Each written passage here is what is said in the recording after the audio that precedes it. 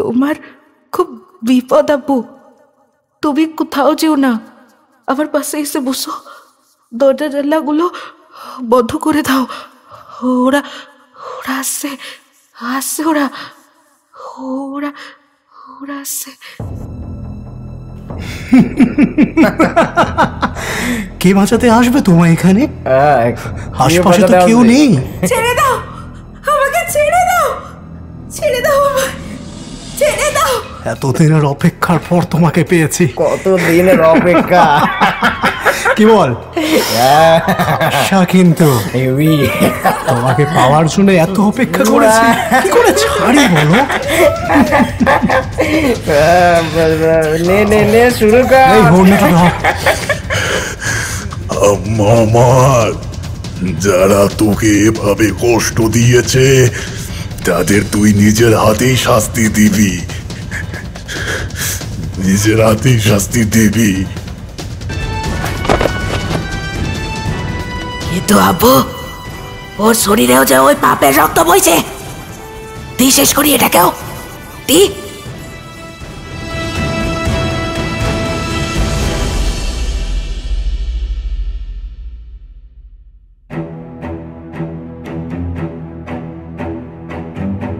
আজ আপনি শুনবেন একটি গ্রাম বাংলার ভূতের গল্প, সোমনাথ অধিকারীর লেখা রহমত চাচার গল্প।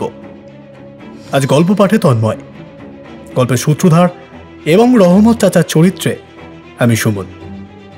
এছাড়াও অন্যান্য চরিত্রে সৌভিক, খুশি, সৌরভ ও দেবাশিস। শুরু হচ্ছে আজকের গল্প, সোমনাথ অধিকারীর কলমে রহমত চাচার গল্প।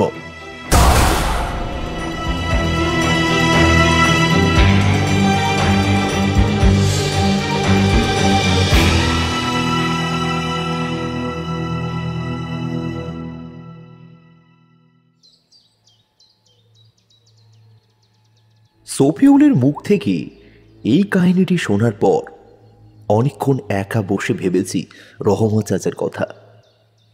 নিজের জীবনের সবচেয়ে প্রিয় মানুষটিকে হারাবার পরেও গরিবদের জন্য কত ভাবতেন মানুষটা। নিঃস্বার্থভাবে মানুষটা সারাটি জীবন শুধু অন্যের উপকারী জীবনের ব্রত বলে মেনে নিয়েছিলেন। শুধু তাই নয়, সেদিন সফিউলকে যে বিপদের হাত থেকে তিনি বাঁচিয়েছিলেন এবং সেই সাথে সফিউল মুর্শিদাবাদের বসন্তপুর গ্রামে যে ভয়কে সেদিন প্রত্যক্ষ করেছিল, তার পরিপ্রেক্ষিতেই আজকের এই গল্প। ঘটনাটি আমার এক বন্ধু সফিউলের নিজের জীবনের ঘটনা। ঘটনাটির অদ্যপ্রান্ত সত্যি, কিন্তু গল্পের প্লট সৃষ্টির খাতিরে চরিত্রগুলোর নাম পরিবর্তন করে গল্পটিকে লেখা হয়েছে। মুর্শিদাবাদের ডোমকল মহকুমার অন্তর্গত বসন্তপুর গ্রামের একটি জনবহুল বাজারের এক সামান্য চায়ের দোকানি রহমত চাচার গল্প। ঘটনাটি সফিউল যেভাবে আমাকে বলেছিল ঠিক সেইভাবেই আজ তোমাদের বলছি। সালটা ছিল 1991 সালের একটি বিকেল। পরন্তু বিকেলে লালচে আলোয় বাজারের এক প্রান্তে একটা ছোট্ট টিনের ছাউনি দেওয়া চায়ের দোকান চোখে পড়ল। আমার সঙ্গে ছিল আমার অফিসের এক বন্ধু সুপ্রিয়। গ্র্যাজুয়েশন কমপ্লিট করে মেডিকেল রিপ্রেজেন্টেটিভ চাকরি নিয়ে অফিসের কাজে দুই বন্ধুকে সেবার মুর্শিদাবাদে বেশ কিছুদিন থাকতে হয়েছিল। ভীষণ চা তেষ্টা পাওয়ায় আমরা দুই বন্ধু গিয়ে হাজির হলাম সেই দোকানে। সেখানেই রহমত চাচার সঙ্গে আমাদের প্রথম পরিচয় হয়। সাধারণত চায়ের দোকানিরা যেমন হয় আর কি, কিন্তু রহমত চাচা মোটেও সেই রকম ছিলেন না। স্বল্পবয়সী রহমত চাচা চোখে ছিল এক বুদ্ধিদীপ্ত চাহনি। সে চোখের এত গভীরতা যেন সেদিকে বেশিক্ষণ তাকালে অজানা এক জগতে হারিয়ে যাওয়া যায়, এবং যেন সেখান থেকে ফিরে আসতে বেশ একটু বেগ পেতে হয়। রহমত চাচাকে মুখ দিয়ে কিছু বলতে হয় না, চোখের ভাষাতেই তিনি অনেক কথা নিমেষে বলে দেন। কাঁচা পাকা দাড়ি ঠিক ওপরের পাতলা ঠোঁটটার বাঁকা হাসি যেন অনেক অজানা রহস্যকে হাতছানি দিয়ে ডাকছিল সেদিন। আমি সেবার উঠেছিলাম আমার এক পিসির বাড়িতে। পিসির ছেলে নরেশের মুখেই শুনেছিলাম রহমত চাচা সম্বন্ধে, তাই খুব ইচ্ছে ছিল লোকটিকে একবার স্বচক্ষে দেখার। গ্রামের 8 থেকে 80 এমন কেউ ছিল না যে রহমত চাচা তারিফ না করত। সত্যি নরেশ সেদিন যেভাবে চাচার বর্ণনা দিয়েছিল, চাচা ছিল ঠিক সেই রকমই। বেশ কিছুদিন ধরেই চাচার দোকানে যাতায়াতের পর ধীরে ধীরে চাচার সাথে আমাদের একটা ভালো সম্পর্ক গড়ে উঠল। যখনই সেই পথ দিয়ে যেতাম, চাচার দোকানে চা না খেয়ে যেতে মন চাইত না। একদিন দুপুর 12:30 নাগাদ বসন্তপুর গ্রামের হসপিটালের ভিজিট করে আমি আর সুপ্রিয় চাচার দোকানে চা খাচ্ছি। এমন সময় আকাশ পাতাল কাঁপানো একটা চিৎকার শুনতে পেলাম। আমার টাকা চুরি হয়ে গেল। চিৎকারটা চাচার দোকানের হাত 30 দূরের একটা স্থানীয় বাজার থেকে আসছিল। একজন মাঝবয়সী লোক চিৎকার করে কাঁদো কাঁদো গলায় বলছে, আমার সব কিছু শেষ হইয়া গেল রে। হায় আল্লাহ, এখন আমি কি করুম? কি কইরা আমার মেয়েটারে বিয়া দিমু? হায় আল্লাহ। ততক্ষণে ঘটনাস্থলে অনেক লোক জমে গেছে। রহমত চাচা ছুটে চলে গেলেন ব্যাপারটা দেখতে। আমরাও ওনার পিছন পিছন গেলাম। বাজারের ভিতরে গিয়ে জানতে পারলাম গ্রামের বাজারের এক কোণে একটা ছোট্ট দোকান, রান্নার বিভিন্ন মশলাপাতির দোকান। সেই দোকানের মালিক হারান মণ্ডল। খুবই ছোট দোকানদার। দোকান বলতে মাটির প্লাস্টিক বিছিয়ে মশলাপাতি বিক্রি করে সে। আমদানিও খুব কম। আজ সে অনেক ভোরে দোকান পেতেছে। ভোরবেলা বাজারে আসার পথে সে মহাজনের কাছ থেকে মেয়ের বিয়ের জন্য 20,000 টাকা নিয়ে বাজারে এসে দোকান খোলে। সে মনস্থ করে আজ তাড়াতাড়ি দোকান বন্ধ করে টাকাটা নিয়ে বাড়ি ফিরে যাবে। টাকাটা একটা থলিতে রেখে সে দোকানটা সাজায়। তখন বাজারে লোকজন অনেক কম ছিল। টাকা থলিটা তার কাছেই রাখা ছিল। অনেক ভোরে বাড়ি থেকে বেরোবার জন্য তার একটু তন্দ্রা বোধ হয়। চোখটা হঠাৎ লেগে আসে। মিনিট 15 পর সে যখন চোখ খোলে, তখন সে দেখে তার পাশে রাখা টাকা থলিটা উধাও। চাষের জমি বন্ধক রেখে মেয়ের বিয়ের জন্য সে টাকাটা নিয়ে এসেছিল। হারানের ব্যাপারটা বাজারের লোকজনের সাথে আমরাও শুনলাম। হারানের বুক ফাটা কান্নায় অনেকেরই কষ্ট হচ্ছিল, কিন্তু সে বাজারে 20,000 টাকা জোগাবার মতন খুব কম মানুষেরই ছিল। তাই ধীরে ধীরে ভিড় খালি হয়ে যেতে লাগলো। বয়স্ক লোকেরা হারানকে অনেক সান্ত্বনা দিল। কেউ কেউ আবার তার উদাসীনতার জন্য তাকে তিরস্কার করতেও ছাড়ল না। ভিড় খালি হলে রহমত চাচা হারানের সামনে গেল। রহমত চাচাকে দেখেই হারান চাচার পা দুটিকে জড়িয়ে ধরে কাঁদতে লাগলো।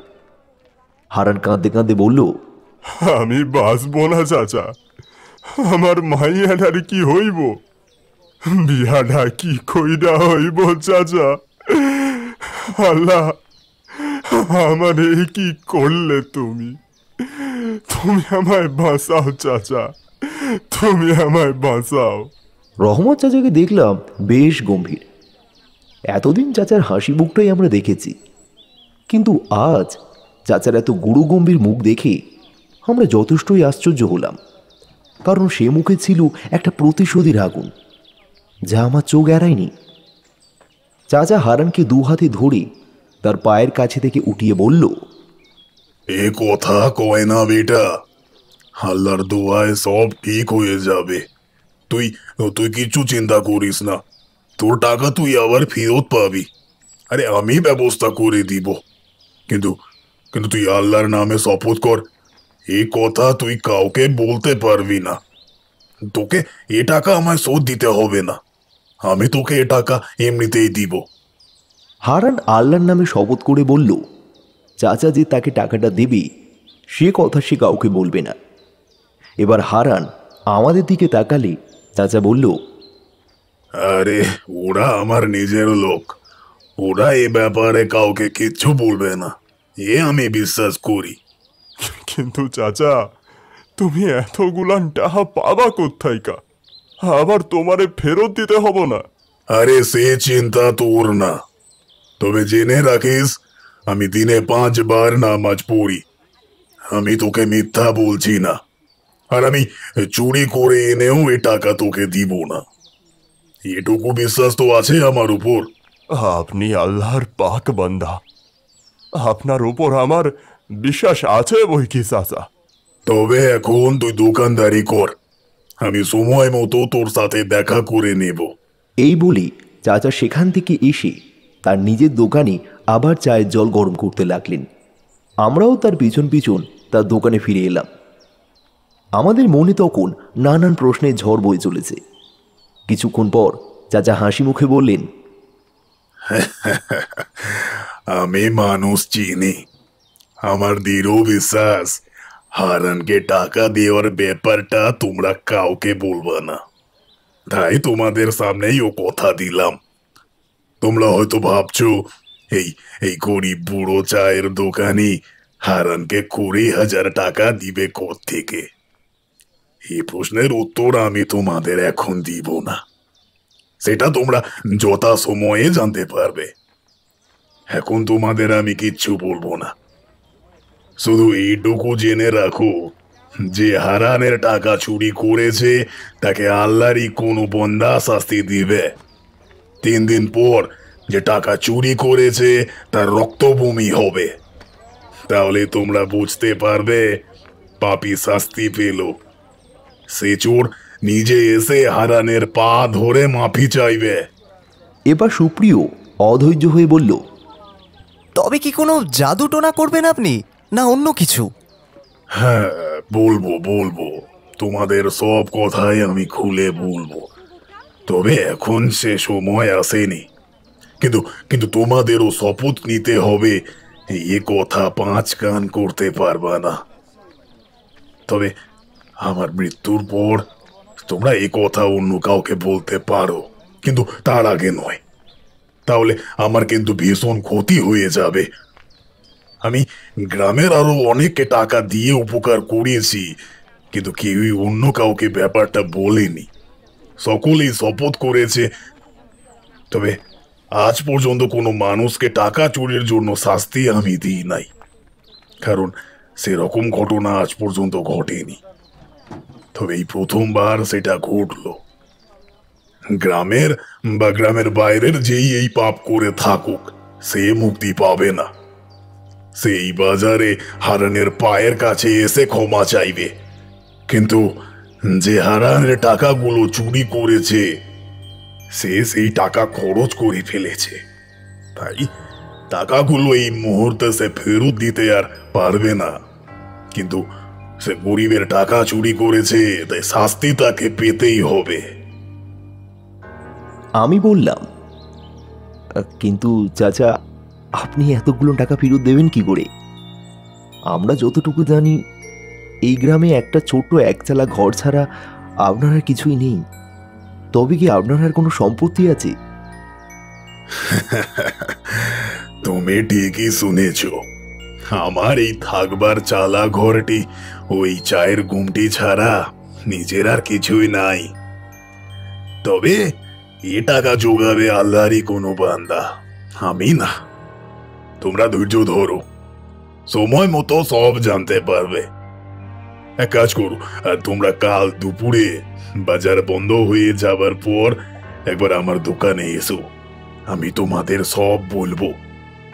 তবে সবকিছু শুনে হয়তো তোমরা আমাকে বিশ্বাস করতে নাও পারো, কিন্তু তোমাদের আমি অন্ধকারে রাখবো না। এখন তোমরা যাও, এখন যাও, আমার বিশেষ কিছু কাজ আছে, আমিও দোকান বন্ধ করব। এই বলে চাচা দোকান বন্ধ করার উদ্যোগ করতে লাগলো। আমরাও সেখান থেকে চলে এলাম। পিসির বাড়ি এসে পিসি ছোট ছেলে নরেশকে কাকার পরোপকারিতার ব্যাপারে জিজ্ঞাসা করলে সে বলে যে কাকার নিশ্চয়ই কোনো গুপ্ত সম্পত্তি আছে, সেখান থেকেই কাকা সকলকে আর্থিক সাহায্য করে। সে আরও হাসতে হাসতে বলল, দেখ, বুড়োর সাত কুলে কেউ নেই, আর হয়তো তার সম্পত্তির কথা 5 কান হলে ডাকাতি হতে পারে। তাই সে সকলকে সাহায্য করে ঠিকই, কিন্তু তার সাহায্যের কথা কাউকে বলতে না করে। সকলে সাহায্য পাওয়ার পর শুধু বলে চাচা আল্লাহর পাক বান্দা এবং তার দোয়াতেই তাদের বিপদ উদ্ধার হয়েছে। কিন্তু সে যে সকলকে আর্থিক সাহায্য করে তার প্রমাণ লোকে অনেকবার পেয়েছে। চাচাকে সকলে শ্রদ্ধা করে বলে কেউ আর ব্যাপারটাকে ঘাঁটায় না। তবে একটা কথা তোরা হয়তো জানিস না, চাচার একটা খুব সুন্দরী মেয়ে ছিল, খুব সুন্দর দেখতে ছিল তাকে। চাচা তাকে নিজের প্রাণের চেয়েও বেশি ভালোবাসতো। কিন্তু একদিন তাকে তার নিজের ঘরে গলায় দড়ি দিয়ে আত্মহত্যা করতে দেখা যায়। মৃত্যুর আগে এক টুকরো কাগজে সে কিছু একটা লিখে যায়, তবে সে কাগজটি চাচা কাউকে দেখান না। গ্রামের কেউ কেউ বলে কয়েকজন নাকি চাচার মেয়ের জীবন নষ্ট করেছে। সে কাগজে নাকি সেটাই লেখা ছিল। চাচা কিন্তু পুলিশের কাছেও কোনো রিপোর্ট করেননি। চোয়াল শক্ত করে সেদিন নাকি বলেছিল, আমার যারা তোকে এভাবে কষ্ট দিয়েছে তাদের তুই নিজের হাতেই শাস্তি দিবি, নিজের হাতেই শাস্তি দিবি। সেই থেকে চাচা একা। আরও একটা কথা, চাচা কিন্তু তার মেয়েকে কোনো গোরস্থানে গোড় না দিয়ে নিজের ভিটের মধ্যেই গোড় দেয়। আসলে চাচা নিজের মেয়েকে ছেড়ে দূরে থাকতে চাননি। চাচার স্ত্রী আগেই মারা গিয়েছিল, আমি তখন অনেক ছোট। এসব কথা গ্রামের কিছু লোকের মুখে শোনা। আমি মা বাবাকেও এ বিষয়ে জিজ্ঞাসা করি, কিন্তু তারা চাচার ব্যাপারে আমাকে কিছু বলতে চান না, বলতে পারো এড়িয়ে যান। আসলে গ্রামের সকলে চাচাকে শ্রদ্ধা করলেও আমাদের পরিবারের লোকজন তার থেকে একটু দূরত্ব বজায় রেখেই চলে। আমাকেও চাচার সাথে কথা বলতে দেন না, এমনকি তার দোকানের কাছেও যেতে দেন না। আমি বুঝতে পারি না তারা এরূপ আচরণ কেন করে। হয়তো চাচা গরিব ফকির মানুষ বলেই। এখন চাচার জীবনের একটাই ধর্ম, গরিবদের সাহায্য করা, আর তার মেয়ের জীবন যে বা যারা নষ্ট করেছে তাদেরকে খুঁজে বার করে শাস্তি দেওয়া। যে বা যারা গরিবদের ক্ষতি করে বা করতে চায় চাচা তাদের কোনো না কোনো শাস্তি দেয়। অনেকে বলে চাচার নাকি অনেক অদ্ভুত ক্ষমতা টমতা আছে। আমি কিন্তু ওসব বিশ্বাস করি না। নিশ্চয়ই চাচার কোনো সম্পত্তি আছে এবং চাচা সেখান থেকেই গরিবদের সাহায্য করে। আমি আর সুপ্রিয় কিন্তু নরেশের সব কথা মেনে নিলেও একটা কথা কিছুতেই মানতে পারছিলাম না, যে চাচার অনেক সম্পত্তি আছে। যদি থাকতো তবে চাচা এত কষ্ট করে চায়ের দোকান চালাতো না। আর নিদেন পক্ষে নিজে থাকার জন্য যে ভগ্নপ্রায় চালাটি বর্তমানে আছে সেটার একটু আধটু সংস্কারও তো হতোই। আমার আর সুপ্রিয়র মনে সেদিন প্রশ্নের যে ঝড় উঠেছিল তা শান্ত হলো পরের দিন দুপুরবেলা চাচা চায়ের দোকানের পিছনের দিকের একটি ছোট্ট ঘরে। আমি আর সুপ্রিয় যথাসময়ে চাচার চায়ের দোকানে গিয়ে উপস্থিত হলাম। বৈশাখ মাসের নিস্তব্ধ দুপুরে বাজার সংলগ্ন এলাকাটি যেন খা খা করছিল। চাচা দোকানে ঝাঁপ ফেলে আমাকে আর সুপ্রিয়কে সেই দোকানের পিছনের দিকের একটি ছোট্ট ঘরে নিয়ে গেলেন।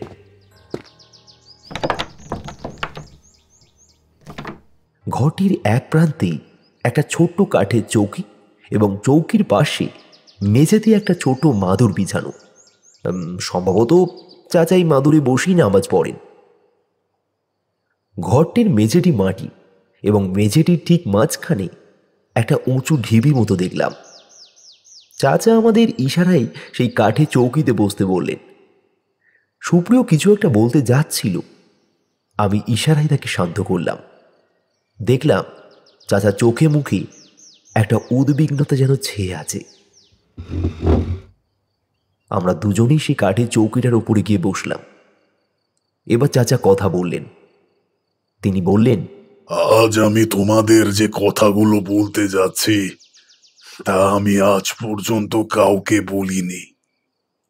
আমার মন বুঝেছে তোমরা ঠকবাজ বা জোচ্চোর নও, তোমরা অত্যন্ত সৎ ও নিষ্ঠাবান, তাই তোমাদের এই কথাগুলো বলা যেতে পারে।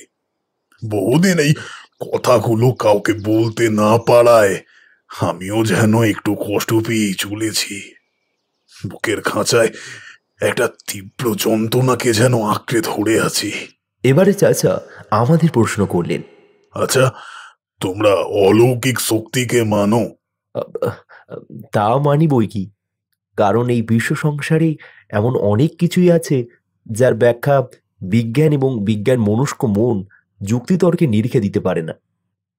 এরপর চাচা আমাদের যা বললেন সেটা শুনে দিনের আলোতেও আমাদের শিরদাঁড়া বেয়ে যেন একটা হিমেল স্রোত নেমে যাচ্ছিল। তিনি বললেন, আমার স্ত্রী মারা যাবার পর আমার একমাত্র সঙ্গী ছিল আমার মেয়ে আমিনা। বড় বড় ভালো মেয়ে ছিল আম্মা আমার। আমার দেখভালের কোনো ত্রুটি সে করতো না। আমার নিজের আম্মাকে তো মনে নাই সেই কোন ছোটবেলায় আম্মাকে হারিয়েছি। তবে আমিনার ভালোবাসা পেয়ে যেন মনে হতো ওই আমার সেই আম্মা। আমার আম্মা যেন আমিনা হয়ে আমার কাছে আবার ফিরে এসেছে। ও সব সময় আমাকে আগলে রাখতো যেন আমি ওর সেই ছোট্ট ছেলেটি। আমিনা রূপে গুণে আমার ছোট্ট ঘরটি যেন আলো করে রাখতো। গ্রামের লোকে বলতো, রহমত, তোর কিসমত কেস হতে হিংসে হয় ভাই আমার। এত ভালো সন্তান যার ঘরে আছে সে তো আমিরের আমির রে। আমার গর্ব হতো সেসব কথা শুনে। তারপর আমার কিসমতে কার নাকাব দৃষ্টি এসে পড়লো জানি না, একদিন একদিন সব শেষ হয়ে গেল, সব শেষ হয়ে গেল। দেখলাম চাচার চোখ দুটো ভিজে গেছে। চোয়াল শক্ত করে দাঁতে দাঁত ঘষে বললেন, ওই ওই জাহান্নামের কীটগুলো শেষ করে দিল আমার ফুলের মতো মেয়েটাকে। চাচার দৃষ্টি এবার সেই ছোট্ট ঘরটার এক চিলতে জানলা দিয়ে দূরের একটা বাঁশ ঝাড়ের কাছে গিয়ে স্থির হলো। বুঝলাম চাচা কোনো কিছু স্মৃতিচারণ করছে। কিছুক্ষণ স্থির দৃষ্টিতে বাইরের দিকে তাকানোর পর চাচা বললেন, আমি মেয়েটাকে পড়াশোনা শিখিয়েছিলাম। ও যখন 12 ক্লাসে পড়ে তখন ও গ্রামের পাশের একটা স্কুলে পড়তে যেত। যখন আমি না দুপুরবেলা স্কুল থেকে ফিরতো তখন সেই গ্রামের মোড়লের ছেলে ও তার 2 বন্ধু আমিনাকে খুব বিরক্ত করত। অনেক দিন সহ্য করার পর একদিন আমিনা আমাকে ব্যাপারটা বলে। আমি অত্যন্ত রেগে গিয়ে তকে তকে থাকি।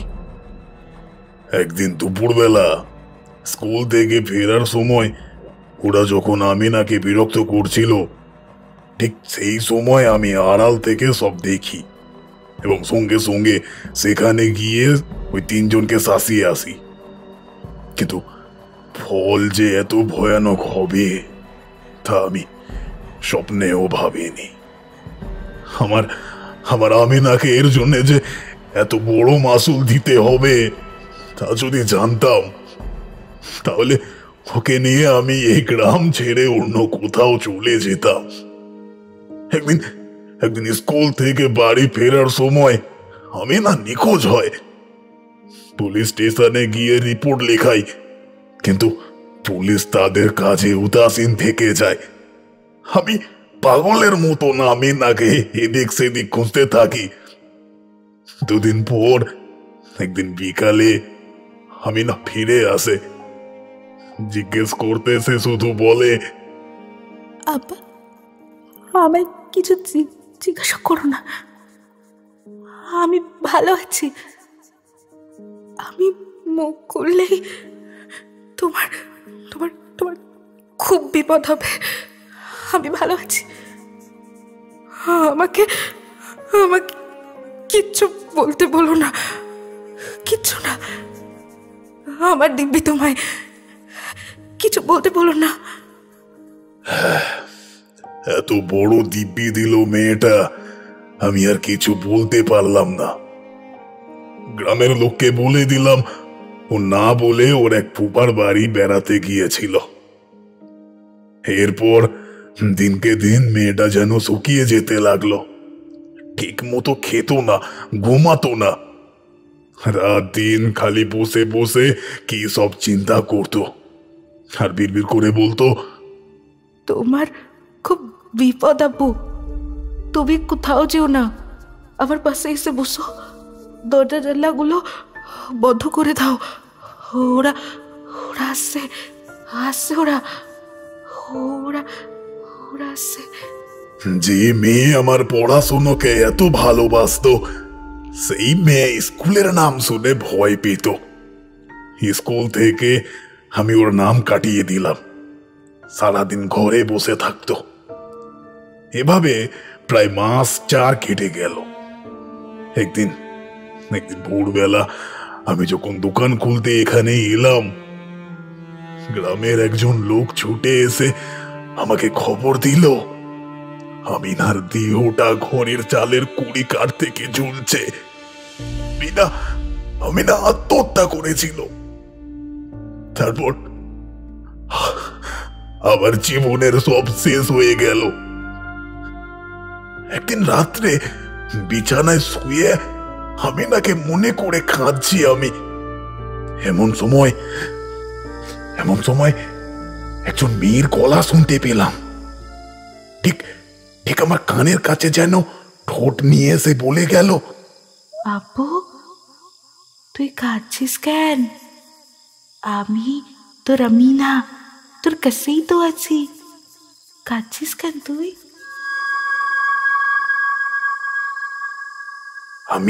আমি আমিনাকে আমার বাড়ির উঠানে গুড় দিই, এই ভেবে যে এতে অন্তত আমিনা আমার কাছে থাকবে।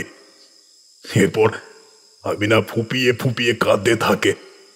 কাঁদতে কাঁদতেও বললে, আব্বু আমি নির্দোষ, তুই তো জানিস আমার চরিত্রে কোনো দাগ নেই, আমাকে কয়েকজন মিলে নষ্ট করে দিয়েছে।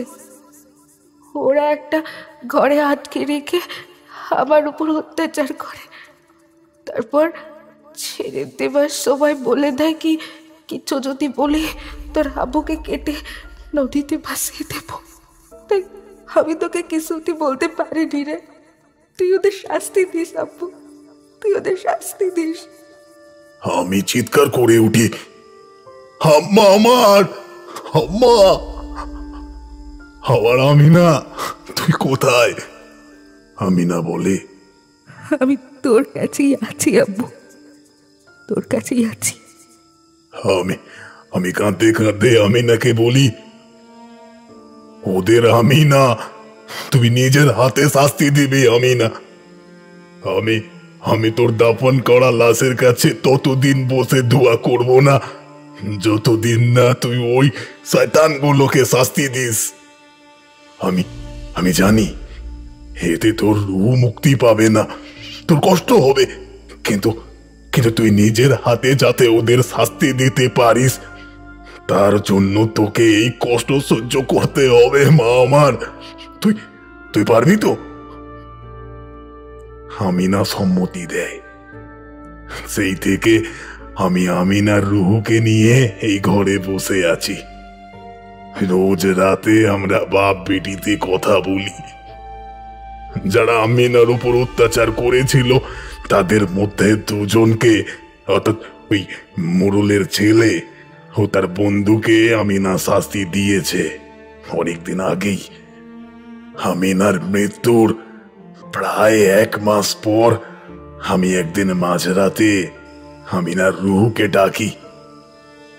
আমিনার অতৃপ্ত রুহু প্রতিশোধ নেওয়ার জন্য যেন ছটফট করত, কিন্তু আমি ওকে ধৈর্য ধরতে বলি, কারণ রাতের অন্ধকার ছাড়া ও রুহ শক্তিশালী হতে পারতো না, কিন্তু রাতে আবার ওই শয়তান দুটো বাড়ির ভিতরে থাকে।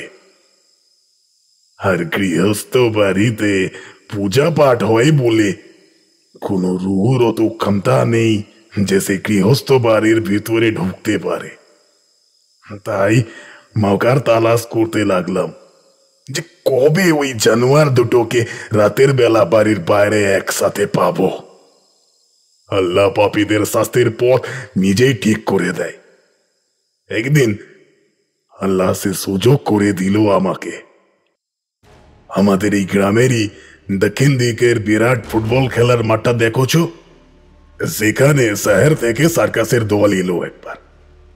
একদিন এই শয়তান দুটো সার্কাস দেখতে এলো আমাদের গ্রামে। ওরা তখনও জানে না এই সার্কাসই হবে ওদের জীবনের শেষ সার্কাস। রাত প্রায় 10টা নাগাদ ওরা সার্কাস দেখে এই গ্রামেরই সুরিখানায় গলা পর্যন্ত মদ খেয়ে একটা সাইকেল ভ্যান ভাড়া করে নিজেদের গ্রামের উদ্দেশ্যে রওনা দেয়। ওদের এই গ্রামে আসবার খবর আমি সাধনায় বসে জানতে পারি। তারপর তারপর সময় মতো সেখানে পৌঁছে ওদের উপর লক্ষ্য রাখি। ওরা যখন সাইকেল ভ্যান করে রওনা দেয়, আমিও আমার সাইকেলে চেপে ওদের পিছু নিই। আমিনার আত্মাকে আগের দিন রাতেই সাধনায় বসে আমি সব বলে দিই। ওরা ওরা বকুলতলার হাটের কাছে পৌঁছানো মাত্র একটা সিরিজ গাছের নিচে বিশাল এক নারী মূর্তি দেখতে পায়। সে তাদের পথ আঁকলিয়ে দাঁড়িয়েছিল। সেটা আর কেউ না, আমিনার রূহ। সেই ভয়ঙ্কর মূর্তি দেখবার পর ভ্যানের চালক সেখান থেকে পালিয়ে যায়। আমি তখন দূরে দাঁড়িয়েছিলাম, নিজের চোখে ওই শয়তান দুটোর মৃত্যু দেখবো বলে। আমার আমিনার চোখে যে ভয়, অসহায়তা আমি দেখেছিলাম, আমি চাইছিলাম নিজের চোখে ওই শয়তান দুটোর শেষ পরিণতি দেখতে। প্রথমে ওরা প্রচন্ড ভয়ে চিৎকার করতে থাকে। চাঁদের আলোয় ওদের আমিনার রূহকে চিনতে অসুবিধা হয় না। দুজনেই হাত জোর করে প্রাণ ভিক্ষা করতে থাকে আমিনার কাছে। আমিনার চোখে তখন আগুনের দৃষ্টি।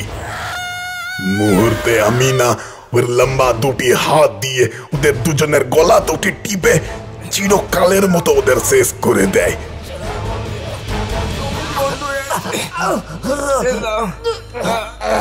আমি শান্তি পাই, পরম শান্তি। সেদিন ভোর রাতে ভ্যানের চালক সেখানে এসে তার পড়ে থাকা ভ্যান নিয়ে চলে যায়। সে বেটা কাউকে কিচ্ছু বলে না। এইদিকে সারা রাত ধরে শিয়ালের দল মহা আনন্দে ওই শরীর দুটোকে ছিঁড়ে ছিঁড়ে খায়।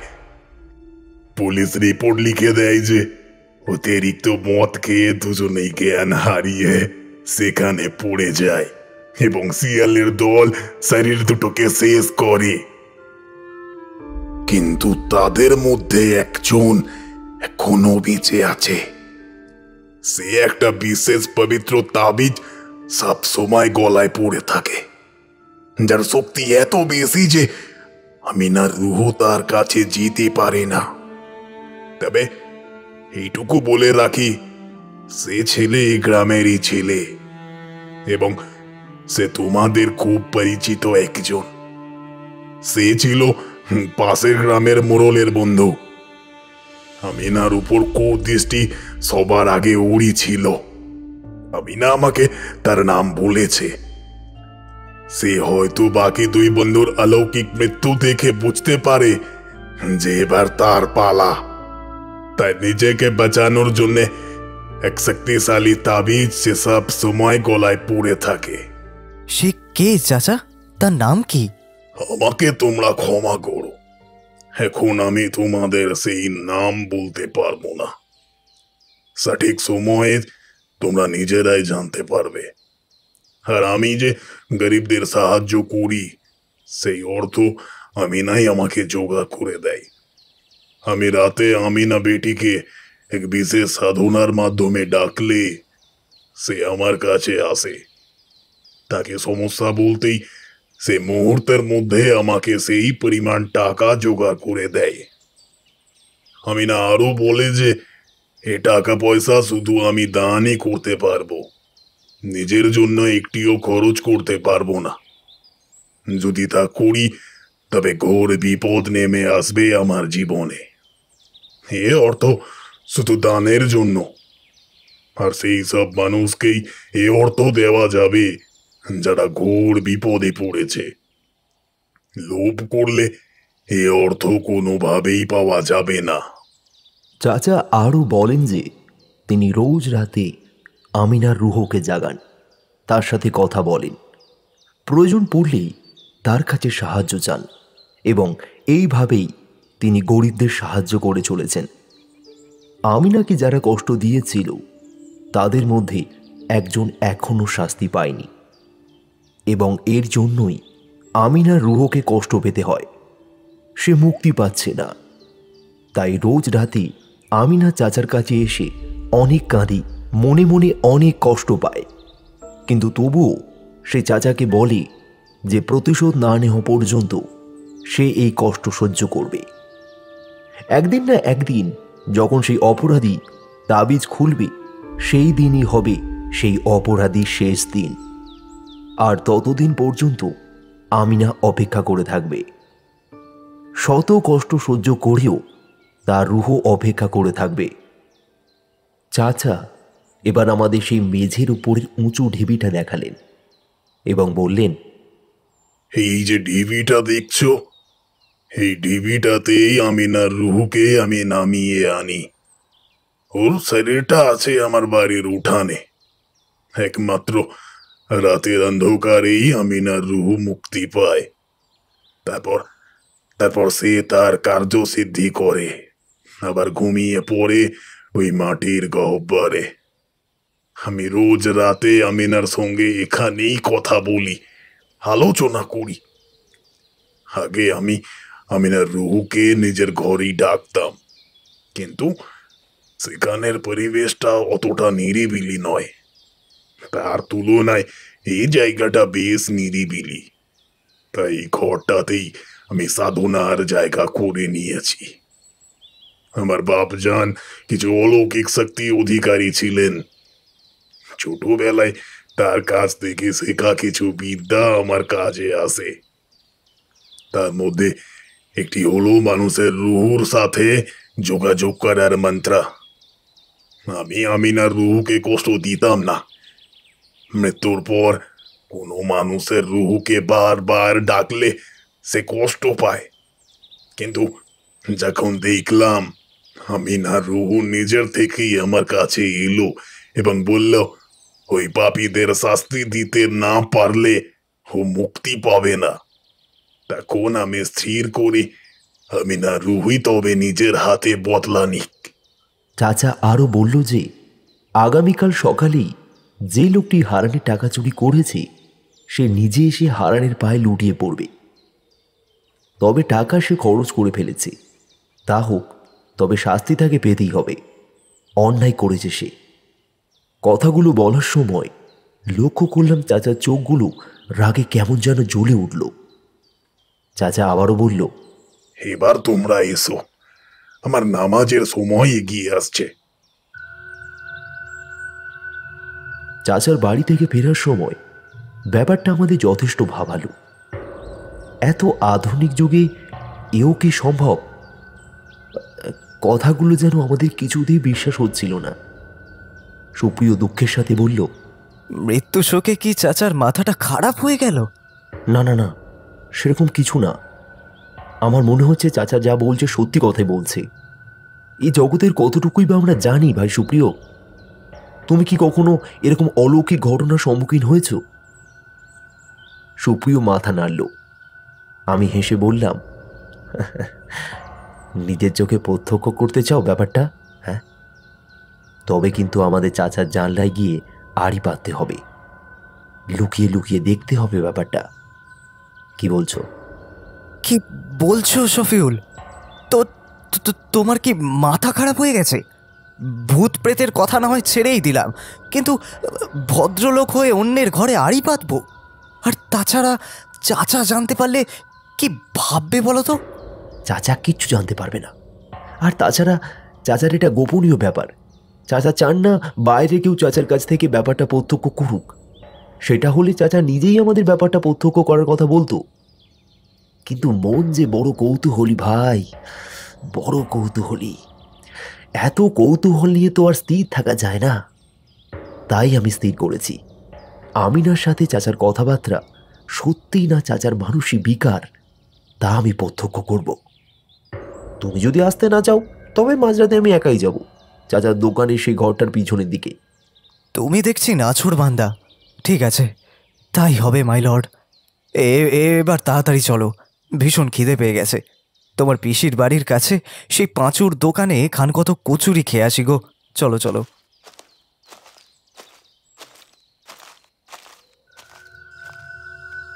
পরের দিন প্রায় রাত 10টা নাগাদ রাতের খাওয়া দাওয়া সেরে আমি আর সুপ্রিয় পিসির বাড়ি বারান্দায় পায়চারি করছি। চাচা বলেছিল মধ্যরাতে তিনি আমিনার সাথে কথা বলেন, তাই আমি স্থির করলাম রাত 12টা নাগাদ চাচার দোকানের পিছন দিকটায় আমি আর সুপ্রিয় লুকিয়ে থাকব। সুপ্রিয় একটু ইতস্তত করছিল, কিন্তু আমার জেদের কাছে হার মানতে বাধ্য হলো। আজ ভাবি সেদিন সুপ্রিয়র কথা মেনে না গেলেই বোধহয় ভালো হতো। যে ভয়ের সম্মুখীন সেদিন হয়েছিলাম, কমজোর হৃদয়ের মানুষ হলে হয়তো হৃদযন্ত্র বন্ধ হয়ে মারা যেতাম। যাই হোক, সেদিন রাত 12টা নাগাদ আমরা রওনা দিই। পিসির বাড়ি ছেড়ে আমরা যখন বড় রাস্তায় গিয়ে উঠলাম, তখন দেখলাম গোটা গ্রামটা যেন অঘরে ঘুমোচ্ছে। অন্যান্য দিন রাস্তায় 2-4টি কুকুরের ডাক শোনা যায়, কিন্তু আজ যেন গাঢ় অন্ধকারে গোটা গ্রামটা ডুবে আছে। সুপ্রিয় বলল, আজ কৃষ্ণপক্ষের রাত, তাই এত অন্ধকার। দেখলাম আকাশে বাঁকা এক ফালি চাঁদ যেন আপ্রাণ চেষ্টা করছে প্রকৃতিকে একটু আলো ছড়িয়ে দেওয়ার। গরমকাল, তাই গ্রামের দিকে সাপ খোপের ভয় আছে। আমাদের দুজনের হাতেই তাই 2টো মোটা বাঁশের লাঠি ছিল। পিসির বাড়ির সদস্যরা কিন্তু জানেন না আমাদের এই পরিকল্পনার কথা। বলা বাহুল্য, ব্যাপারটা আমরা গুপ্ত রেখেছি। দুজনের হাতেই ছিল 5 সেলের বড় 2টো টর্চ, তাই পথ চলতে অসুবিধা হচ্ছিল না। গাঢ় অন্ধকারের বুক চিরে আমরা যখন চাচার চায়ের দোকানের পিছনের দিকটায় পৌঁছালাম, তখন 12টা বেজে 20 মিনিট। সুপ্রিয় টর্চের আলোয় ঘড়িটা দেখে আমাকে বলেছিল, আমরা চায়ের দোকানের পিছনের দিকের একটা ছোট্ট জানলার কাছের ঝোপটার দিকে এলাম। জানলাটা বন্ধ ছিল, তাই প্রথমে আমি এবং পরে সুপ্রিয় জানলায় কান পাতলাম। শুনলাম চাচা খুব ধীরে ধীরে কারোর সাথে কথা বলছে। কথাগুলো অস্পষ্ট হলেও বোঝা যাচ্ছিল। জানলার একটা ছোট্ট ছিদ্র দিয়ে আমি দেখলাম ঘরে একটা প্রদীপ জ্বলছে, কিন্তু সে প্রদীপের আলো এতটাই ক্ষীণ যে সেই আলো ঘরটাকে পুরোপুরি আলোকিত করতে পারছে না। ঘরের মধ্যে একটা ধূপও জ্বলছে, আর তার সাথে আতরে সুমিষ্টি গন্ধে ঘরটা যেন মোমো করছে। জানলার ফাঁক ফোকর দিয়ে সেই গন্ধ আমাদের নাকে এসে পৌঁছলো। ঘরে কেমন যেন একটা আলো আঁধারি রহস্যময় পরিবেশ। জানালার ছিদ্র দিয়ে আমি দেখলাম চাচা ঘরের মধ্যে একটা অন্ধকারকে উদ্দেশ্য করে বলছে, আমিনা মা, তুই এবার তোর শেষ শিকারকে শেষ করে আল্লাহর ইবাদতে চলে যা। আমি জানি তোর রুহ খুব তকলিফে আছে, আর আমি চাই তোর শেষ শিকারকে তুই এবার শেষ কর। এবার ঘরের ভিতরে সেই জমাট বাঁধা অন্ধকারটা যেন একটা ফ্যাস ফ্যাসে মেয়েলি গলায় বলে উঠল, হ্যাঁ আব্বু, আমার রুহকে এবার তুই আজাদ কর, কিন্তু তার আগে ওই শেষ শয়তানকে জাহান্নামে পাঠা। ওই শয়তানটাও আগামী শনিবার দুবাই থেকে ফিরছে। ওর গলায় একটা সুলেমানি তাবিজ আছে। এতদিন সেই তাবিজের জন্যই ও বেঁচে আছে। এখানে ও 1 মাস থাকবে। তার মধ্যে একদিন যেভাবেই হোক ওর ওই তাবিজটা খুলে ফেলতে হবে। কয়েকটা মিনিট সময় পেলেই আমি আমার কাজটা হাসিল করতে পারবো। কিন্তু বেটি, ওই সুলেমানি তাবিজ কি করে তুই গলা থেকে খুলবি? ও তো 24 ঘন্টা ওটা গলায় পড়ে থাকে। সেটাও আমি জানি না আপু, কিন্তু ওই তাবিজ ও গলা থেকে না খুললে আমি ওর কিছুই করতে পারবো না। এই কথাগুলো শুনি আমার পায়ের নিচ থেকে যেন মাটিটা সরে গেল। গলাটা শুকিয়ে যেন কাঠ হয়ে গিয়েছিল। সেটা কেন হয়েছিল তা পরবর্তী ঘটনায় তোমরা বুঝতে পারবে। এরপর হঠাৎ করে সেই অন্ধকারটা বলে উঠল, আপু, আমাদের এই কথাবার্তা জানালার বাইরে থেকে তোমার পরিচিত সেই 2 জন মানুষ শুনছে। ওই দেখো দেখো। এই বলে সেই অন্ধকারটা মুহূর্তিক জানলার কাছে এগিয়ে আসে, আর ঠিক তখনই জানলাটা একটা দমকা হাওয়ায় খুলে যায়।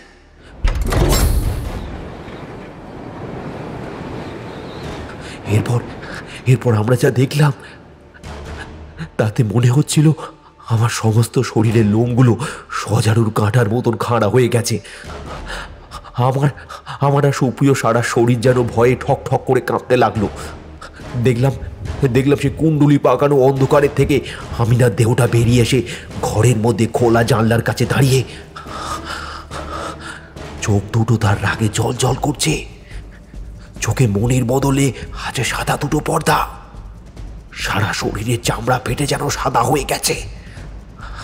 একটা মৃতদেহ মাটির নিচে থেকে পচে গেলে যেরকম হয় ঠিক সেই রকম।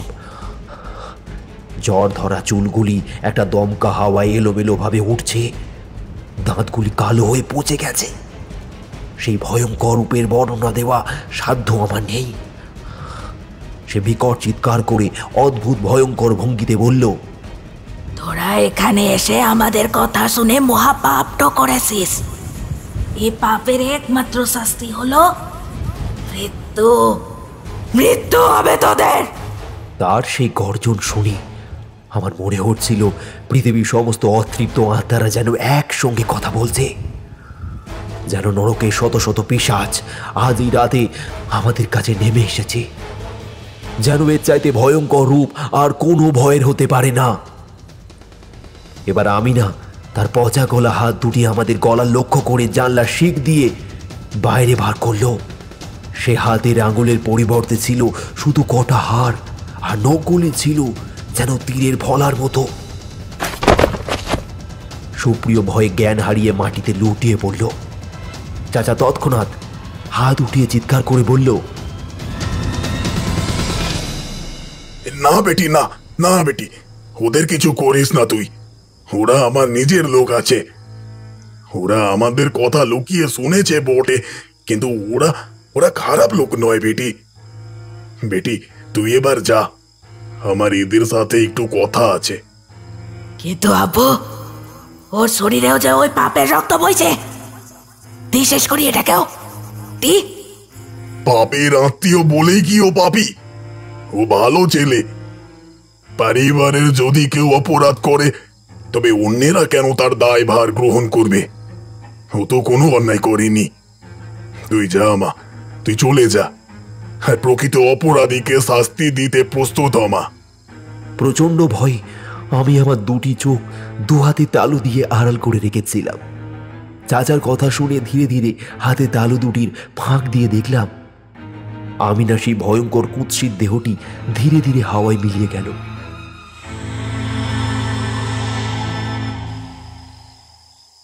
চাচা বাইরে বেরিয়ে এসে সুপ্রিয় চোখে মুখে জল দিতেই সে জ্ঞান ফিরে পেল। চাচা আমাদের ঘরের ভিতরে নিয়ে এলেন। সুপ্রিয় এতটাই ভয় পেয়েছিল যে সে আমার হাত দুটি ধরে জড়ো হয়ে আমার পাশে বসেছিল। এবার চাচা বললেন, দেখো, তোমরা আমাকে লুকিয়ে আমাদের যে কথাবার্তা শুনেছ তার জন্যে আমি তোমাদের কিচ্ছু বলতে চাই না। আমি যদি বাধা না দিতাম তবে এর শাস্তি তোমাদের নিজেদের জান দিয়ে চোকাতে হতো। যাক সে কথা, তা তোমরা যখন এসেই পড়েছ তখন কথাটা তোমাদের জানিয়েই রাখি। ভেবেছিলাম কথাটা তোমাদের বলবো না, শুনলে কষ্ট পাবে, কিন্তু এখন দেখছি আল্লাহর সেই ইচ্ছা নেই। আল্লাহ চান তোমরা সব কথা জানো, হয়তো তাই তিনি তোমাদের মনের মধ্যে এখানে আসার ইচ্ছাটা জাগিয়েছেন। আমার পিসির বড় ছেলে অমিয় যে আগামী শনিবার দুবাই থেকে ফিরছে, হ্যাঁ, তবে কি?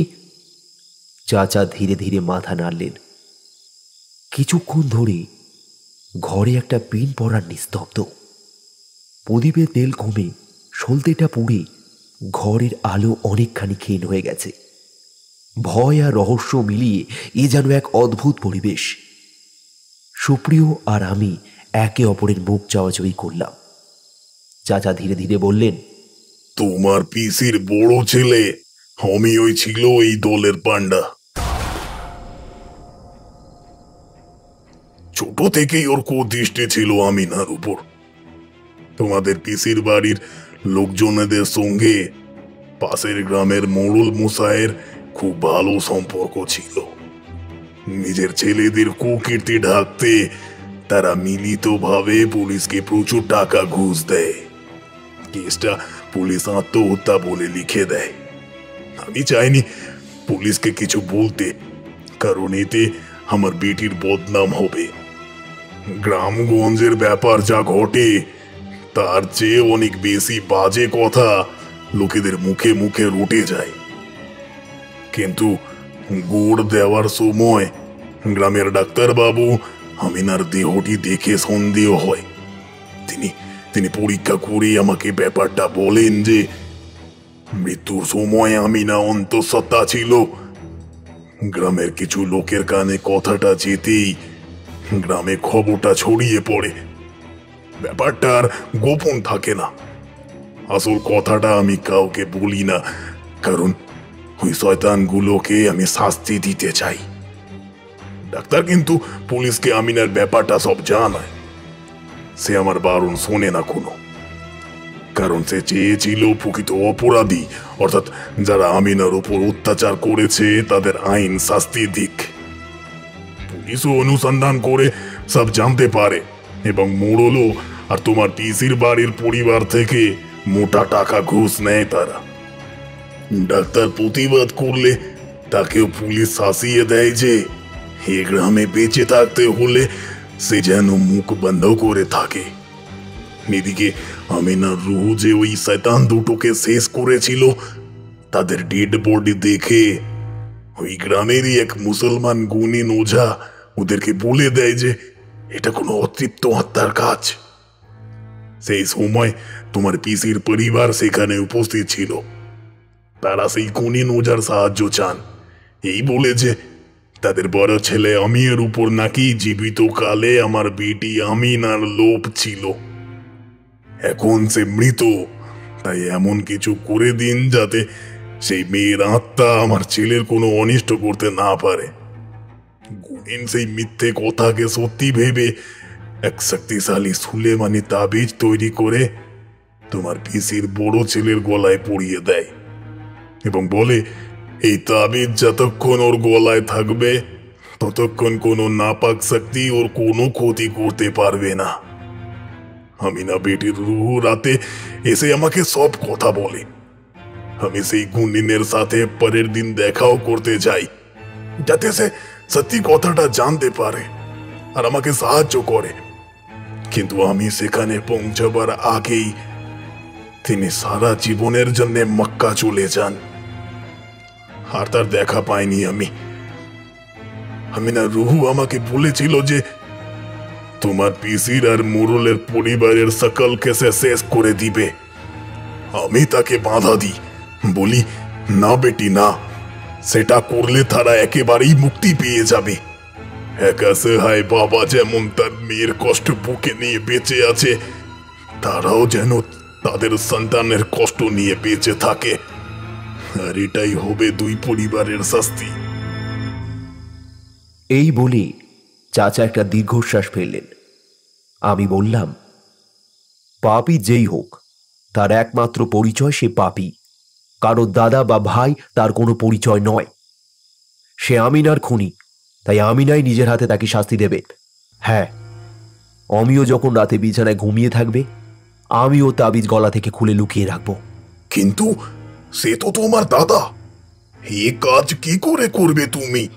না, এখন সে আর আমার দাদা নয়, সে একজন নিরীহ মেয়ের খুনি। চাচা আমাদের তখন বলল, সেই সময় যদি অমিও ঘুম থেকে জেগে ওঠে তখন?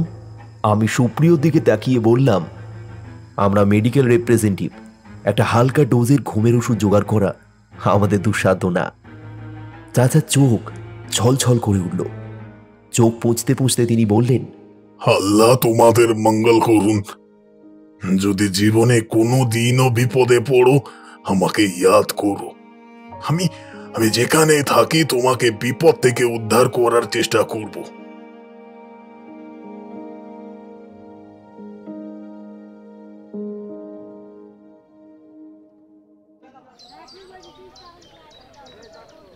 পরদিন সেই হারানের দোকানের সামনে অনেক লোকের ভিড় দেখলাম একটা লোকের জামা রক্তে ভিজে গেছে।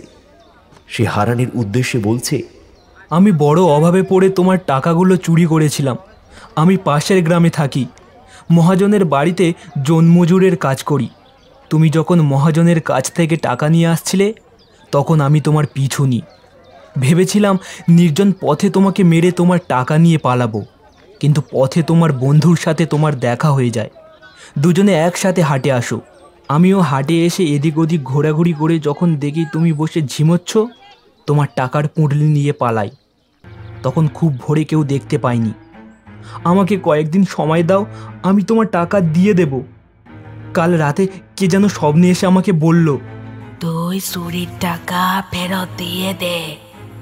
কিরে, ফেরত দিবি তো? যদি না দিস তাইলে কিন্তু তোর ঘোর বিপদ।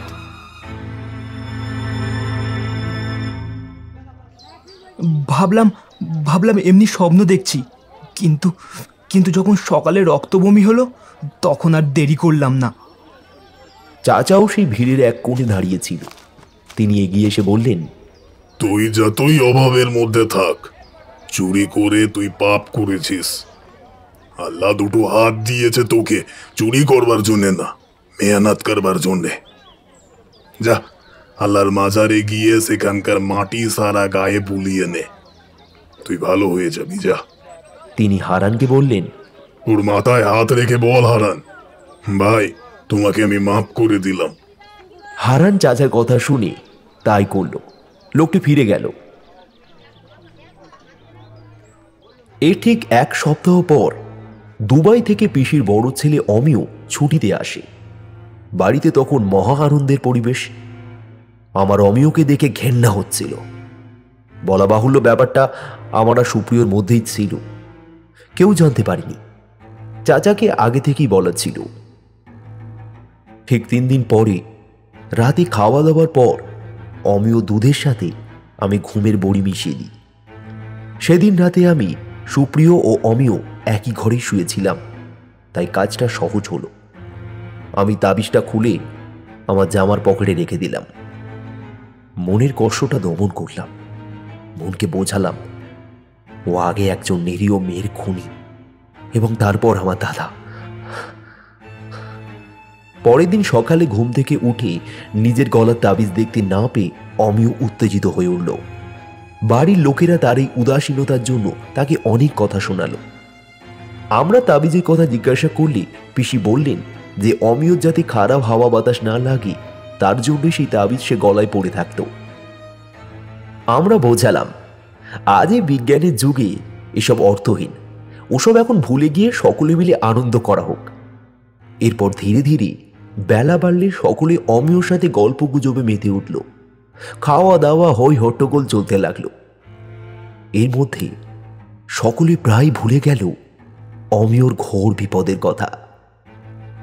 সন্ধ্যাবেলা প্রকৃতির ডাকে সাড়া দিয়ে অমিয় বাড়ির পিছনে মাঠের দিকটায় গেল। সারাদিনের আনন্দ হট্টগোলে সে প্রায় ভুলেই গিয়েছিল তাবিজের কথাটা। তখন প্রায় সন্ধ্যে 7টা। একটা আকাশ পাতাল কাঁপানো চিৎকার শোনা গেল বাড়ির পিছনে সেই মাঠটি থেকে।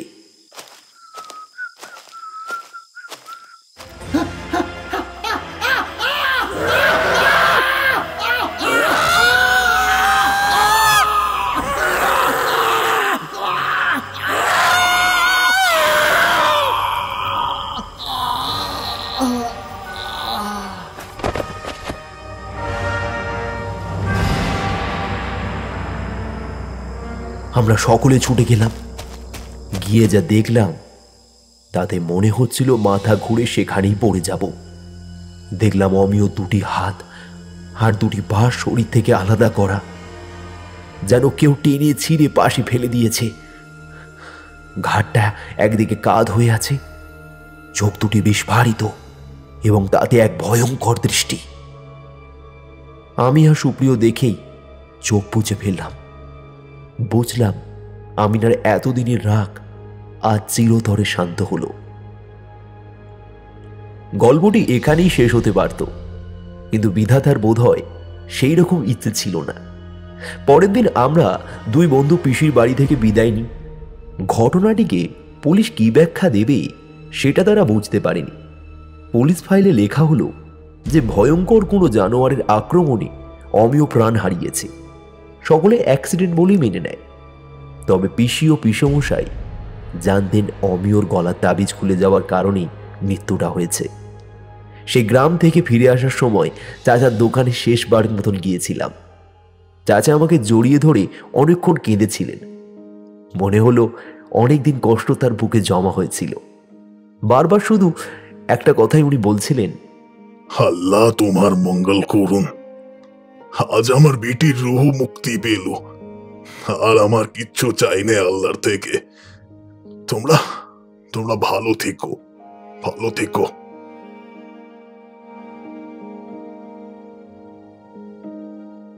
এই ঘটনার প্রায় 5 বছর পর আমি ব্যাঙ্গালোরে একটা বড় ওষুধ কোম্পানিতে ইন্টারভিউয়ের ডাক পাই। সুপ্রিয় তখন মুম্বাইতে। ব্যাঙ্গালোরে পৌঁছে ইন্টারভিউ দিন সমস্ত জরুরি কাগজপত্র একটা ব্যাগে নিয়ে আমি একটা অটো রিকশায় করে কাজের জায়গায় পৌঁছাই। ইন্টারভিউ খুব ভালো হয়। ডকুমেন্টগুলো ওরা দেখতে চায়। আমি ডকুমেন্টটা বার করতে গিয়েই চমকে উঠি। তাড়াহুড়োতেই সে ব্যাগটা অটো রিকশায় ফেলে এসেছি। আসলে অটোতে বসার সিটে আমার পাশেই ব্যাগটা ছিল। সেই সময় অটোতে আর কোনো প্যাসেঞ্জার ছিল না। সেটা ছিল একটা পিট ব্যাগ, আমার যাবতীয় পরীক্ষার অরিজিনাল মার্কশিট, আরও অনেক গুরুত্বপূর্ণ কাগজ, পরিচয়পত্র, বেশ কিছু টাকা সবই ব্যাগেই ছিল। মুহূর্তের মধ্যে মাথায় যেন আকাশ ভেঙে পড়ল। তৎক্ষণাৎ অফিসের বাইরে ছুটলাম। আশেপাশে লোককে জিজ্ঞাসা করলাম, কেউ তেমন কোনো সাহায্য করতে পারল না। সব শেষে অটো স্ট্যান্ডে গিয়ে সেই অটোর খোঁজ পাই, কিন্তু সে জানায় আমার পরে অনেক প্যাসেঞ্জার উঠেছিল, তাদের মধ্যে ব্যাগটা কোনো অসৎ লোক নিয়ে থাকবে, কারণ তার অটোয় ব্যাগ নেই। সে যদি ব্যাগটা পেত নিশ্চয়ই ফেরত দিত। আমার যেন নিজের চুল নিজের হাতেই ছিঁড়তে ইচ্ছে করছিল। লোকাল থানায় একটা মিসিং ডায়েরি করলাম, কিন্তু বুঝতে পারলাম বিশেষ কিছু ফল হবে না। অফিসার আমার উদাসীনতার জন্য আমাকেই বেশ কিছু কথা শুনিয়ে দিলেন। কোম্পানিতে অনেক অনুরোধ করে 2 দিনের সময় চেয়ে নিলাম। সেদিনটা যে কিভাবে কাটালাম সেটা বলার মতন ভাষা নেই। পরের দিন আবার এদিক ওদিক খোঁজ করলাম, কিন্তু ফল হলো না। সেদিন রাতে খুব ক্লান্ত হয়ে শুয়ে আছি, কিন্তু ঘুম আসছে না। অথচ সারাদিনে দৌড়াদৌড়িতে শরীর খুব ব্যথা। রাত তখন কত হবে জানি না। হঠাৎ মুর্শিদাবাদে সেই চাচার কথা মনে পড়ল। কিছু না বুঝে চোখ বন্ধ করে চাচার কথা ভাবতে থাকি। মনে মনে বলি, আজ যদি চাচা থাকতো নিশ্চয়ই আমি আমার জিনিস ফিরে পেতাম। সেই সময় ঘরে একটা হালকা অথচ সুমিষ্টি গন্ধ অনুভব করলাম। কিছুক্ষণের জন্য মনে হলো যেন স্বপ্ন দেখছি। ঘরটা অন্ধকার ছিল, কিন্তু হঠাৎ একটা হালকা আলোয় যেন ঘর ভরে গেল। সেই আধো আলো পরিবেশের একটা খুব অস্পষ্ট ছায়ামূর্তি আমার মাথার কাছে টেবিলের দিকটা এসে স্থির হলো। সেই সময় যেন একটা ঠান্ডা হাতে স্পর্শ আমি আমার কপালে অনুভব করলাম।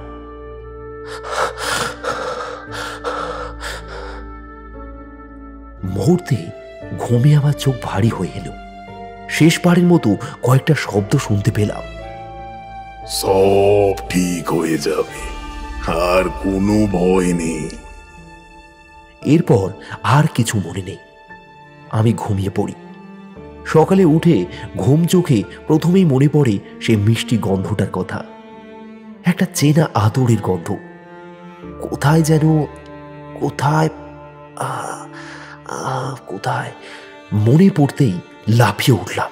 হ্যাঁ, রহমত চাচা। রহমত চাচা ব্যবহার করতো এইরকম গন্ধের আতর। রহমত চাচা, কাল কাল রহমত চাচা এসেছিল আমার কাছে, কিন্তু কিন্তু এভাবে কেন?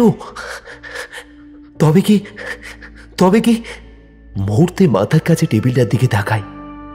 আমার সেই চুরি যাওয়ার পিঠ ব্যাগটা পড়ে আছে।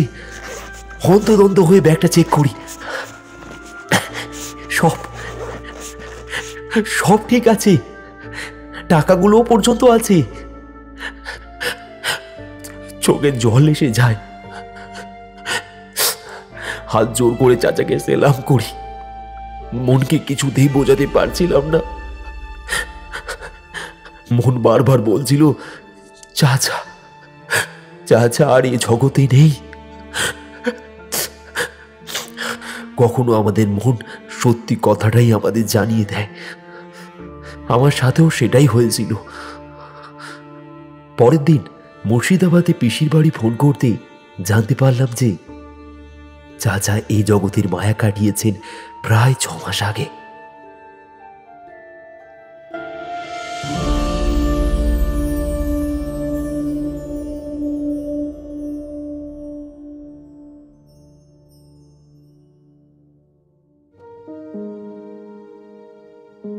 শুনছিলেন আজকের গল্প সোমনাথ অধিকারীর কলমে রহমত চাচার গল্প। গল্পটি কেমন লাগলো তা কমেন্ট করে নিশ্চয়ই জানাবেন। গল্প ভালো লাগলে একটা লাইক করে দেবেন, এবং আরও নতুন নতুন নানান ধরনের গল্প শুনতে চাইলে আমাদের চ্যানেলটিকে সাবস্ক্রাইব করে দিয়ে পাশে থাকা বেল বাটনটি অল অপশানে সেট করে নেবেন। ভালো থাকবেন, ধন্যবাদ।